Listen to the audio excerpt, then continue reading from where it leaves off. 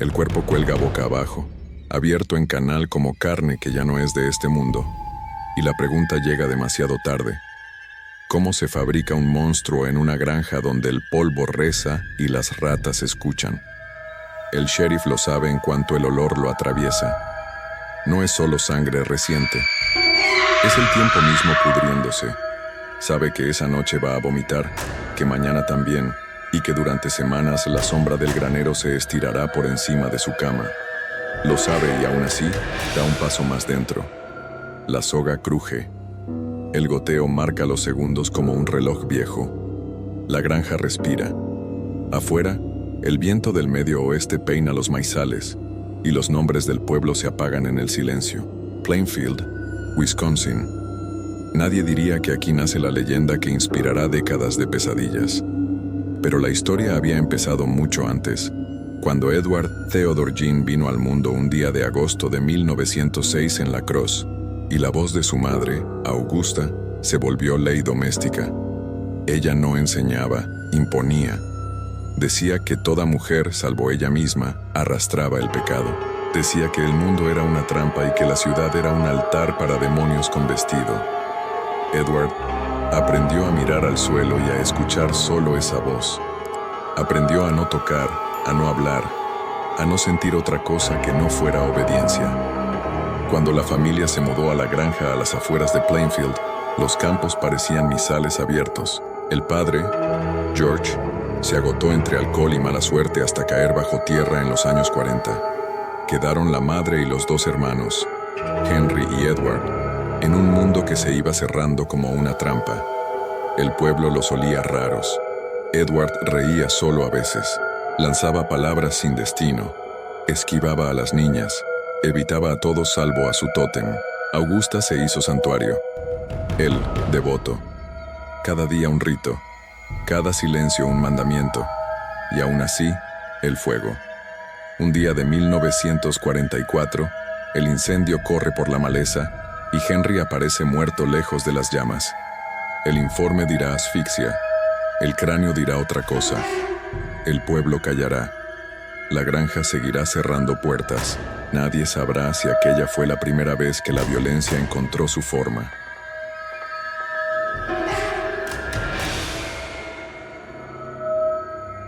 Sella la habitación de su madre como un templo sin profanar. El resto se deshace. Basura, moscas, senderos de grasa en el suelo, periódicos que apestan a humedad. Allí, donde antes hubo comedor, crece una guarida. Allí, donde hubo familia, ahora hay ecos. Edward sale al pueblo de vez en cuando. Bebe poco, habla menos. Si alguien menciona la guerra, los experimentos, los campos, las atrocidades, le brillan los ojos. Si alguien menciona a una mujer fuerte, su respiración cambia, como si una orden antigua despertara. El 8 de diciembre de 1954, Mary Hogan desaparece. La tabernera de carácter acerado deja un rastro de sangre que se enfría sobre madera. Edward sonríe raro y murmura que ella está en su granja. Nadie le cree. Nadie quiere mirar demasiado tiempo a ese hombre de risa a destiempo. Nadie entiende que la granja ya estaba reuniendo piezas, como un altar que exige ofrenda. La puerta del granero vuelve a crujir en la memoria del sheriff. El goteo no se detiene. Falta luz. Sobran moscas. Hay marcas de gancho en el techo. Hay huellas que entran y no salen. El aire pesa como un secreto. El sheriff traga y se pregunta si llegarán a tiempo para la segunda desaparición que se acerca como una tormenta. La mañana nace dura sobre Plainfield y el frío muerde como un perro sin dueño. La ferretería de Bernice Warden abre con el tintineo cansado de la campanilla. A mediodía, su hijo encuentra sangre seca, la caja registradora abierta y un recibo con un nombre que duele leer en voz alta: Edward Jean. El pueblo, con sus pocas calles y sus hábitos de misa y silencio, siente el temblor de una verdad que no cabe en ninguna charla de domingo. La patrulla se pone en marcha. El sheriff aprieta los dientes. No quiere creer lo que su instinto ya sabe. En el trayecto hacia la granja, los maizales parecen cuchillos que susurran. El camino de tierra golpea el chasis y levanta un polvo pálido, casi sagrado, A un lado cercas torcidas, al otro un espantapájaros con sombrero deshecho que mira sin ojos. Cuando por fin aparece la casa, la madera luce gris y la puerta principal tiene una quietud que no pertenece a los vivos. El sheriff no baja de inmediato, observa. La casa emite un rumor bajo, una vibración que recuerda a un rezo por lo bajo. Se juraría que alguien mueve cortinas desde adentro, pero no hay brisa. Se juraría que alguien vigila desde una habitación sellada por voluntad de un fantasma. Los vecinos conocen fragmentos de esta historia. Recuerdan al niño raro que reía solo y al joven que coleccionaba revistas de terror y relatos de atrocidades de guerra. Recuerdan el entierro del padre, borroso entre cantos torpes, y el incendio en el que Henry, el hermano, cayó sin que nadie pudiese explicarlo del todo. Recuerdan la madre, Augusta, con su mirada como clavo y su evangelio de culpa. Todo eso se pega a la piel mientras las botas pisan el barro y se acercan al granero. La cerradura cede con un gemido largo y el primer paso es un descenso. Huele a hierro tibio y a madera mojada. La lámpara de mano dibuja un círculo breve y dentro aparecen cosas que no deberían estar juntas. Cuerdas tensas, un balde con agua oscura, una mesa con marcas de cuchillo alineadas con una precisión enferma, y entonces el hallazgo que rompe la última defensa del estómago, un cuerpo colgado boca abajo, abierto con un trazo que no pertenece a la improvisación. La piel brilla con una frialdad animal. Falta la cabeza, falta algo más que no se nombra, porque decirlo en alto sería invocar la noche para siempre. La luz trepa por los rincones y revela el resto. Hay cráneos convertidos en cuencos. Hay tiras de cuero que no son cuero. Hay sombras cosidas con hilo grueso. No es solo la escena de un crimen. Es un taller, una fábrica de símbolos, un santuario para una devoción torcida. El sheriff entiende que no se enfrenta a un ladrón ni a un borracho que perdió la razón. Se enfrenta a un artesano de la oscuridad que lleva años puliendo un propósito. Cuando abren la casa, el contraste duele. Un cuarto impecable, intacto, detenido en el día en que la madre dejó de respirar. El resto, una necrópolis doméstica. Objetos forrados con humanidad arrancada. Lámparas con una luz amarilla que parece surgir de un hueso viejo. Papeles con recortes sobre asesinos y guerras. En el suelo, huellas que suben y bajan hacia la bóveda íntima de su culto. La casa ya no es casa. La casa es un cuerpo. El sheriff levanta la vista y pronuncia el nombre de Mary Hogan, como si al decirlo pudiera volver atrás los años y cerrar el círculo que se abrió un día de diciembre. Sabe que la explicación llegará, pero traerá consigo una pregunta más grande. Cada respuesta será una puerta a un pasillo más frío. Esa noche, en la estación del condado, Edward Jean se sienta frente a los agentes como quien no entiende del todo por qué lo han traído allí. No lucha, no suplica, solo observa. Sus manos descansan quietas, como si aún sintieran el metal frío de los ganchos. No hay emoción, no hay culpa. Hay algo mucho peor, familiaridad. Como si todo lo que ha pasado fuera simplemente el orden natural de las cosas. Cuando finalmente decide hablar, no lo hace como asesino, sino casi como cronista. Describe la tierra removida de los cementerios con la misma serenidad con la que otro describiría una cosecha. Cuenta cómo abría ataúdes por la noche para recuperar piezas específicas de mujeres que, según él, se parecían a su madre. No dice que robaba cuerpos, dice que los rescataba. No dice que mataba, dice que las devolvía al propósito correcto. Lo cuenta sin horror, sin risa, con devoción. No son crímenes, son rituales. Las máscaras de piel no eran trofeos, eran un disfraz para habitar un cuerpo que ya no estaba, para mirar a través de los ojos de otro aquello que la muerte le quitó. Había noches, confiesa, en las que caminaba por la casa vestido con esa piel prestada con un chaleco cosido a partir de otras tantas, moviéndose como si algo en su interior necesitara reconocer el peso exacto de aquella presencia perdida. Cuando menciona a Augusta, algo cambia, la voz baja, las frases se fragmentan en pequeños rezos. Habla de pureza, de redención, de proteger lo sagrado del mundo que lo ensucia.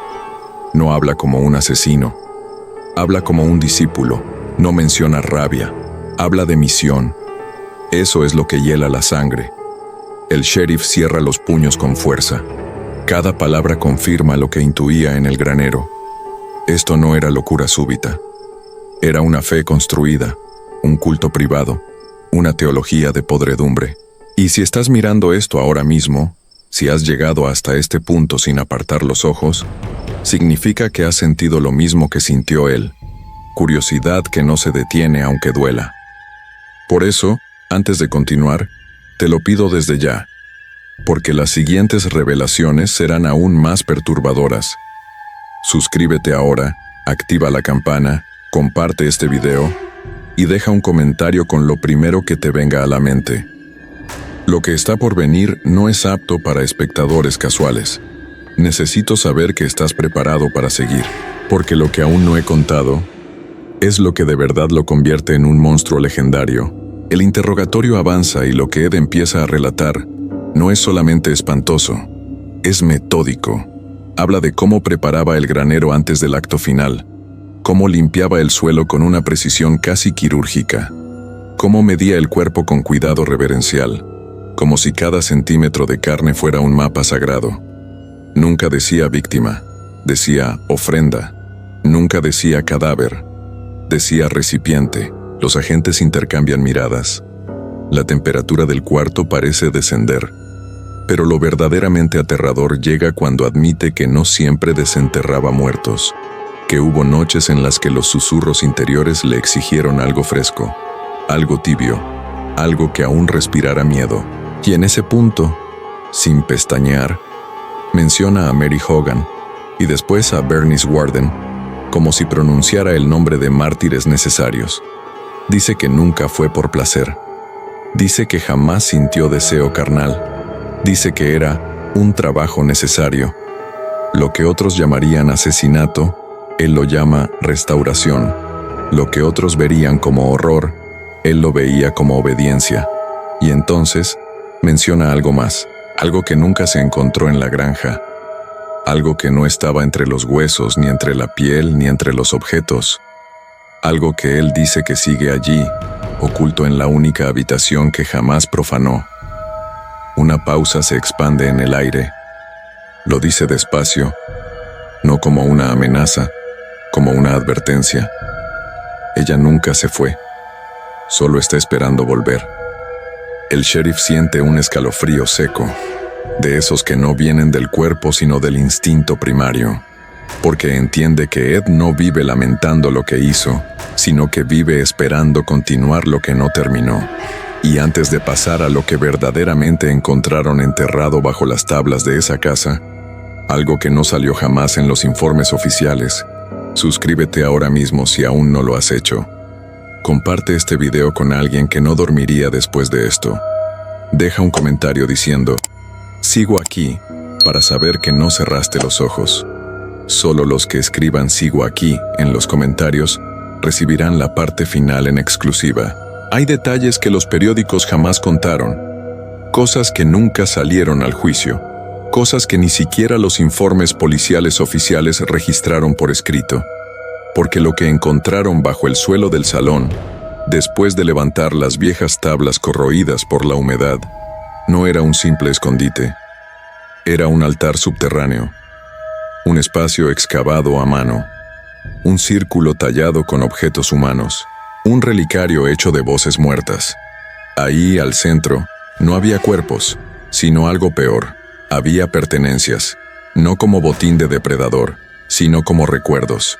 Fotografías rotas, una Biblia mutilada, trenzas de cabello, nombres escritos en trozos de tela, como si fueran oración, y una pequeña silla, pulcramente alineada, como si alguien se sentara allí a mirar, a esperar, a escuchar. Ed confesó entonces algo que heló hasta el último rincón del silencio. No quería quedarme solo cuando ella regrese. Todo esto es para que no me olvide. Nunca dijo, mi madre, nunca lo necesitó. Pero la frase final, aquella que los agentes jamás pudieron borrar de sus mentes, fue esta. Ella todavía no ha terminado conmigo, ni con él, ni con Plainfield, ni, tal vez, con quienes ahora conocen su historia, porque la casa fue demolida, los objetos fueron destruidos, la tumba fue robada, pero lo que él invocó no estaba hecho de madera ni de hueso. Y la pregunta que nadie quiere hacerse es esta: ¿y si lo que regresaba realmente nunca se quedó en esa casa? Si llegaste hasta aquí, eres de los pocos que no apartaron la mirada. Comenta: no estoy solo, si quieres más historias reales como esta. Suscríbete ahora mismo, activa la campana y comparte este video con alguien que no deba dormir tranquilo esta noche. Déjale like para que YouTube siga liberando lo prohibido, porque lo que viene es mucho peor.